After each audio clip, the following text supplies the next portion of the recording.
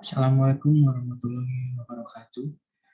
Perkenalkan, nama saya Muhammad Putra Akbar dengan NIM 20.24153. Di sini saya akan membawakan tema yang berjudul Politik Hukum Pasca Reformasi. Berikut saya tampilkan PPT yang telah saya buat.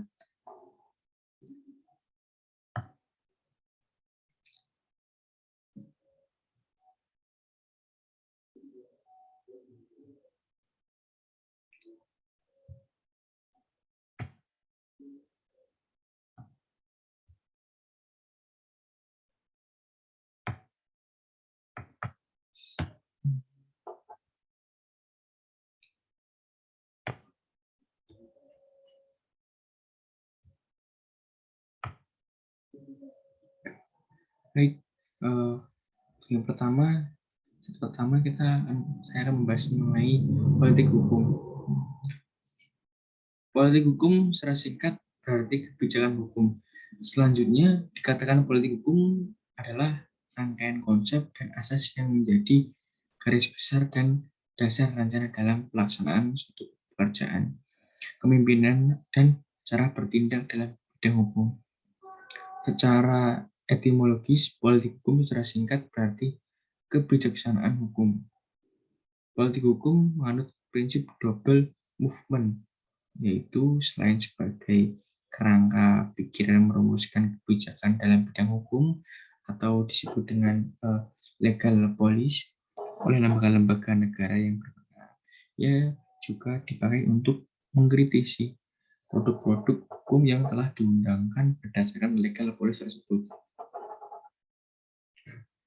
Politik hukum bersifat lokal dan partikular yang hanya berlaku dari dan untuk negara tertentu saja. Hal ini disebabkan karena perbedaan latar belakang kesejarahan, pandangan dunia, atau disebut dengan worldview, sosiokultural, dan political will dari masing-masing pemerintah. Secara singkat, dapat dilihat beberapa kelebihan dan kekurangan pada masa pasca reformasi. Kelebihan sistem politik Indonesia pasca reformasi adalah yang pertama, adanya kebebasan berpendapat dan kepentingan yang tidak pernah direalisasikan pada masa Orde Baru. Yang kedua, berkurangnya cara-cara kekerasan terhadap masyarakat yang berusaha mengkritik pemerintah, di mana pada masa Orde Baru tokoh-tokoh pengkritik pemerintah akan dipenjarakan, dan adanya para Petrus itu penembak misterius yang diduga pembunuh bayaran pemerintah yang bertugas untuk menghabisi orang-orang yang berusaha membuka kedok dari pemerintah. Untuk yang ketiga, perbaikan bidang HAM yang pada masa Orde Baru banyak dilanggar oleh pemerintah sendiri. Yang keempat, semakin tingginya partisipasi dan antusiasme masyarakat dalam berbagai kegiatan politik, terutama dalam pembentukan partai. Pada perhitungan awal reformasi, ada lebih dari 80 partai politik yang terbentuk, walau banyak pula yang tergusur pada saat masa pendaftaran resmi dibuka. Yang kelima, semakin diterapkannya otonomi daerah, di mana kekuasaan tidak lagi dimonopoli oleh pemerintah pusat, tetapi daerah juga diberi kewenangan dalam mengurus rumah tangganya sendiri.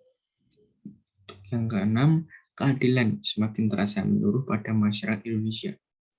Seperti dikemukakan penulis pada bab pendahuluan bahwa masyarakat etnis Tionghoa menjadi sama haknya dengan warga negara Indonesia atau disebutkan WNI lainnya. Pengakuan agama Konghucu dan menjadikan hari raya Imlek sebagai libur nasional. Untuk yang B itu kekurangan dari reformasi. Yang pertama, maraknya kerusuhan akibat demonstrasi yang dilakukan pada aktivis sebagai bentuk pencalonan aspirasi masyarakat. Sumber daya manusia Indonesia yang tidak mengerti bagaimana seharusnya demonstrasi yang baik malah melakukan tindakan anarkis sebagai bentuk kepedulian pada kepentingan masyarakat. Untuk yang kedua, merajalelanya KKN sebagai akibat diberlakukannya otonomi daerah. Pejabat-pejabat daerah berpendapat bahwa bukan hanya pemerintah pusat saja yang melakukan tindakan KKN, tapi mereka juga mampu. Untuk yang ketiga, kebebasan pers disalahgunakan banyak pihak atau disebut dengan penguasa untuk mencari keburukan dari elit-elit politik yang menjadi saingan politiknya. Sehingga yang terjadi perpecahan antar partai koalisi, bahkan perpecahan di tubuh partai itu sendiri.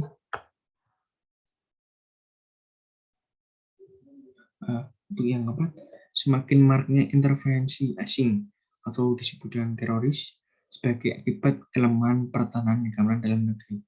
Juga akibat saat pemerintah Indonesia yang terlalu terbuka terhadap luar negeri. Untuk yang kelima, meningkatkan kriminalitas akibat perlindungan HAM yang tidak seimbang.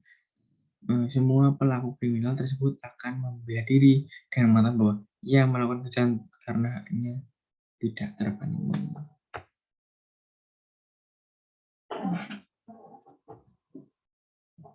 Pasca Reformasi 1998, berakhirnya masa demokrasi terpimpin kemudian digantikan dengan rezim Orde Baru.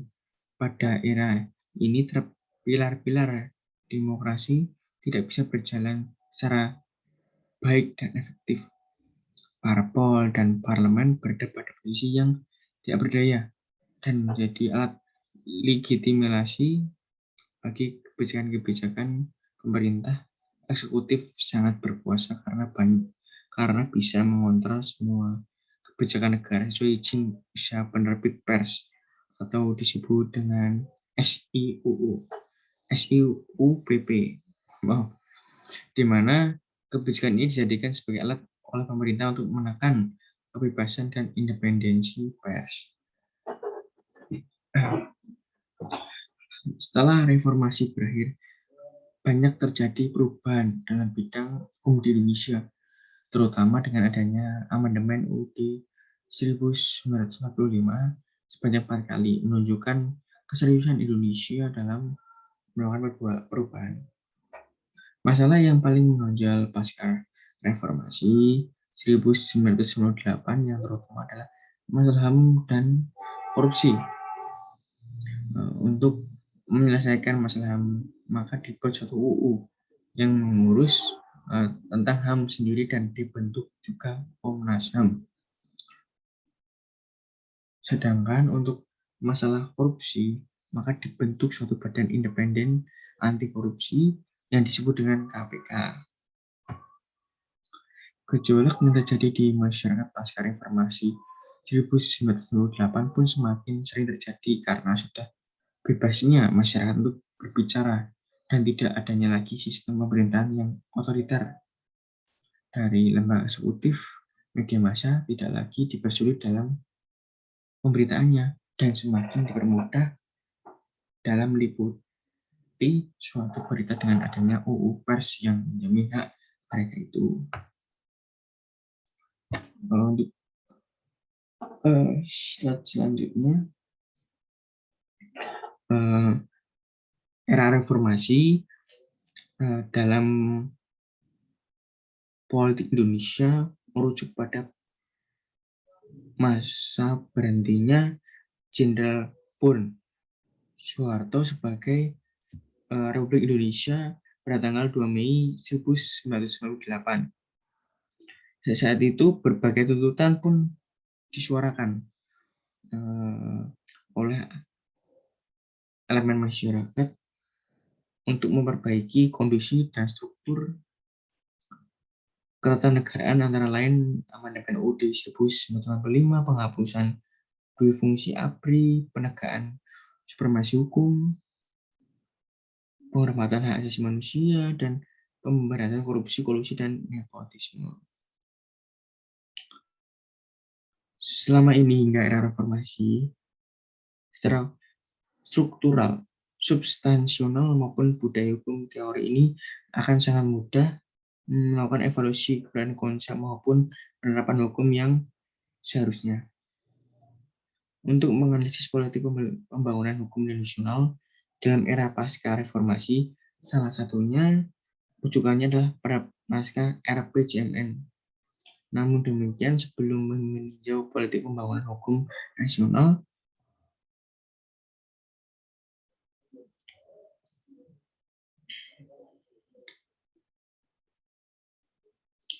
dalam era pasca reformasi penting meninjau pembangunan hukum nasional dalam era pasca reformasi. Penting ditinjau masa reformasi pada masa untuk melakukan pembaruan terhadap substansi materi hukum nasional.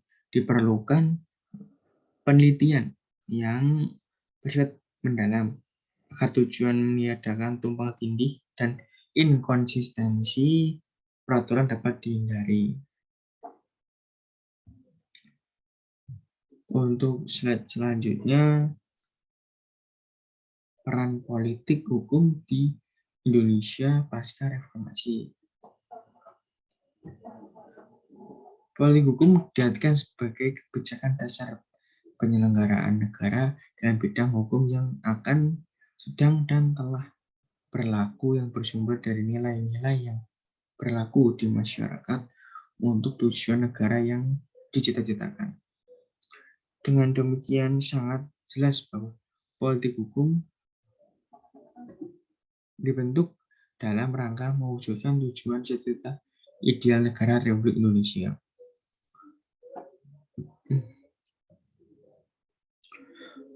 Politik hukum yang akan, sedang, dan telah diberlakukan di wilayah jurisprudensi Republik Indonesia itu sangat penting. Karena hal itu sangat penting karena hal itu akan menjadi sebagai pedoman dasar dalam proses penentuan nilai-nilai penerapan, pembentukan, dan pembangunan hukum di Indonesia. Artinya baik secara normatif maupun praktis fungsional, penyelenggaraan negara harus menjadikan politik hukum sebagai acuan pertama dan utama dalam proses-proses di atas. Menurut Daniel S. Leff, yang paling menentukan dalam proses pembentukan hukum adalah konsepsi dan kekuasaan politik, yaitu bahwa hukum sedikit banyak selalu merupakan alat politik dan bahwa tempat hukum dalam negara tergantung pada kesimpulan politik. Definisi kekuasaan, evolusi ideologi politik, sosial, dan seterusnya. Walaupun kemudian proses hukum yang dimaksud tersebut di atas tidak diidentikan dengan maksud pembentukan hukum, namun dalam prakteknya seringkali proses dan dinamika pembentukan hukum mengalami hal yang sama, yakni konsepsi dan kekuasaan politiklah yang berlaku di tengah masyarakat yang sangat menentukan terbentuknya suatu hukum.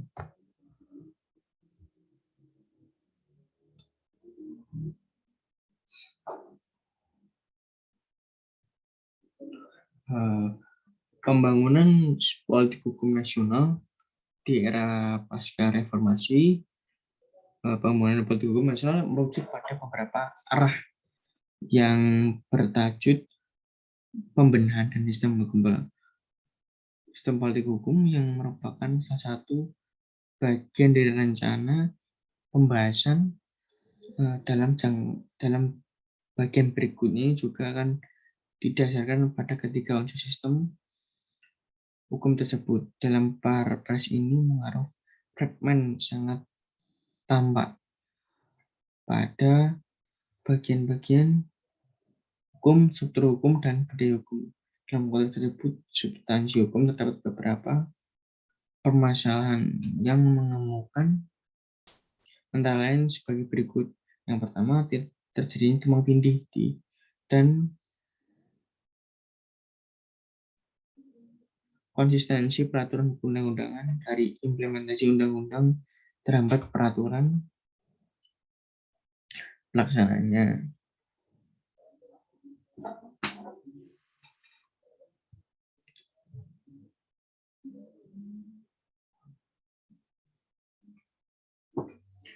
Untuk kesimpulan dari PPT saya, yang pertama,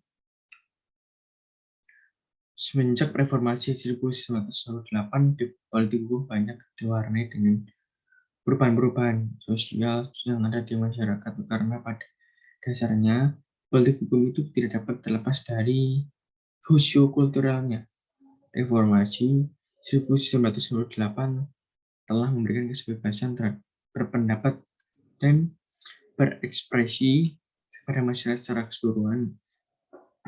Ya, bukan hanya membawa dampak positif, tapi juga memberikan dampak negatif terhadap pembangunan negara bangsa, terutama dalam politik hukum Indonesia. Pasca reformasi, masyarakat bebas memberikan kritik kepada pemerintah, baik dalam bentuk demonstrasi, media massa, dan berbagai bentuk lainnya. Hal ini merupakan peningkatan dari era Orde Baru sebelumnya, di mana berpendapat dikekang.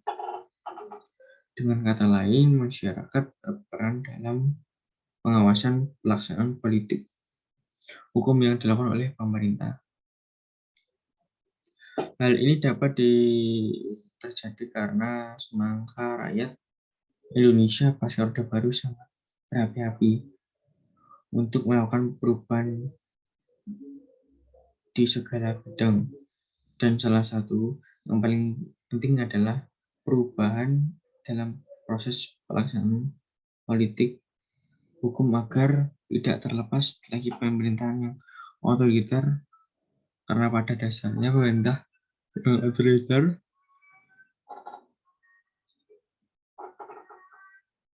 adalah pemerintah yang membuat suatu produk atau kebijakan masyarakat sendiri. Jadi pasca reformasi tersebut menunjukkan terjadinya perubahan yang politik terhadap pelaksanaan politik hukum di Indonesia.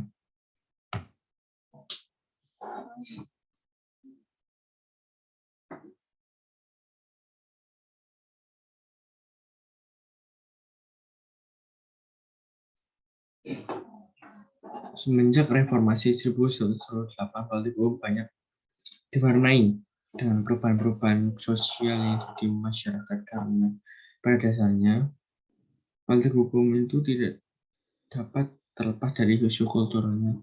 Reformasi 1998 telah memberikan kebebasan berpendapat dan berekspresi kepada masyarakat secara keseluruhan, yang bukan hanya membawa dampak positif, juga memberikan dampak negatif terhadap pembangunan bangsa, terutama dalam politik hukum Indonesia pasca reformasi.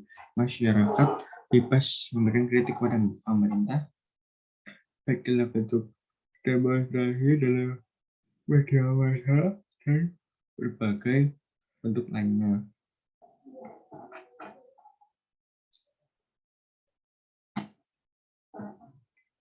Hal ini merupakan peningkatan dari era Orde Baru dan sebelumnya,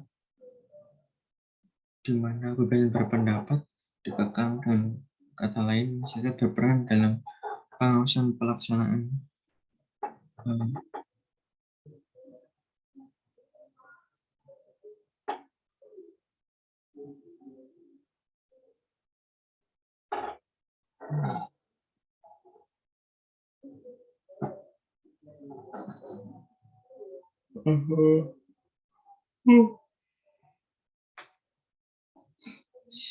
Selain dampak positif yang ada, ternyata setelah ditinjau dari lanjut ditemukan adanya beberapa hal negatif Ada orde baru, salah satunya adalah, dan saat itu kala bidang legislatif ingin membuat suatu produk hukum, maka akan mengalami banyak nasabah.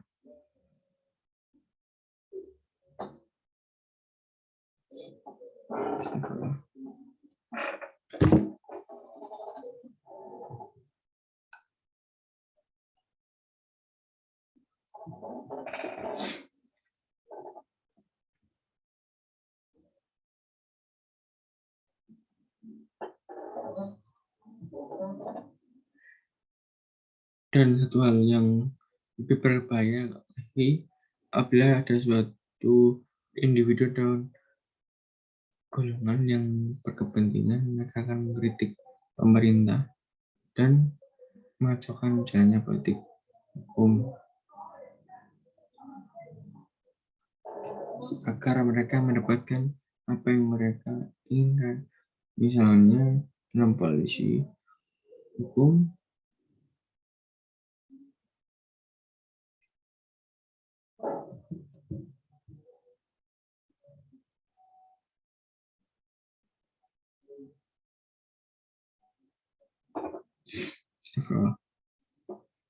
dan satu hal yang lebih berbahaya lagi menyebabkan individu dan golongan yang berkepentingan ingin mereka mendapatkan apa yang mereka inginkan.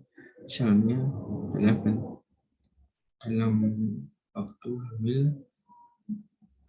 maaf,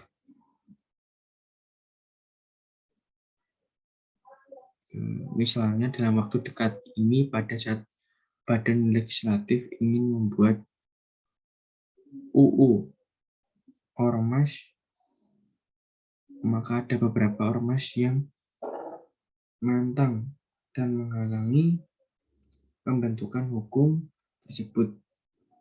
Padahal jika ditinjau dari segala aspek, ternyata RUU ormas ini sudah sangat baik rancangannya karena sudah berasaskan Pancasila, dan RUU ini merupakan aspirasi dari rakyat secara keseluruhan, tetapi dengan adanya kelompok yang berkepentingan tadi dan dengan bebasnya kelompok atau golongan menyuarakan pendapatnya mereka, maka akan menimbulkan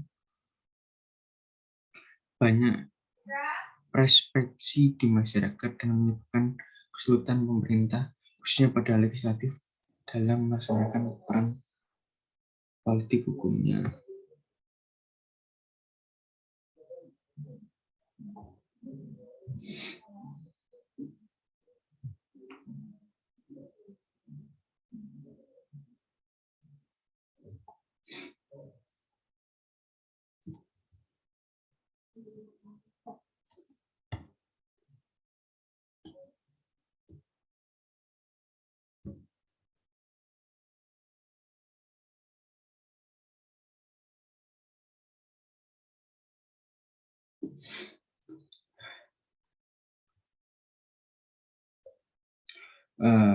Saya tambahkan, hukum sebagai sebuah kesatuan sistem dapat digunakan sebagai sarana untuk mengarahkan perilaku masyarakat dan birokrasi menuju suatu tatanan masyarakat dan pemerintah ditetapkan. Salah satunya cita-cita kemerdekaan adalah memutus bangsa Indonesia dengan sistem hukum kolonial. Secara bertahap sistem hukum kolonial diperbarui hingga bangsa ini memiliki sistem hukum nasional sendiri yang sesuai dengan kebutuhan bangsa. Dalam mengembangkan sistem hukum nasional tersebut, penting untuk memiliki kebijakan tentang arah, bentuk, dan materi hukum atau dikenal dengan istilah politik hukum. Sebelum reformasi politik hukum, undang-undangan disebut dengan GBHN.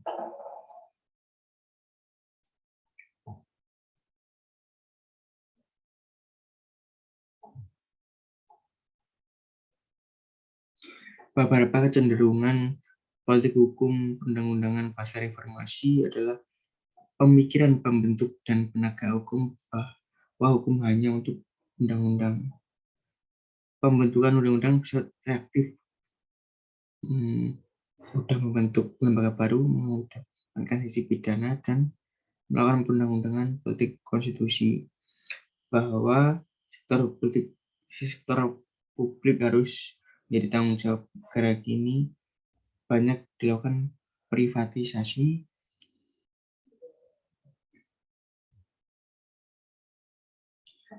Sekian dari PPT yang saya share, semoga bermanfaat bagi yang mendengar, bagi yang membaca. Bila ada perkataan yang kurang baik, saya mohon maaf. Semoga kedepannya jika ada tugas mengenai PPT, saya akan lebih berkembang, lebih belajar lagi dari yang hari ini. Semoga lebih baik lagi. Terima kasih. Saya akhiri. Wassalamualaikum warahmatullahi wabarakatuh.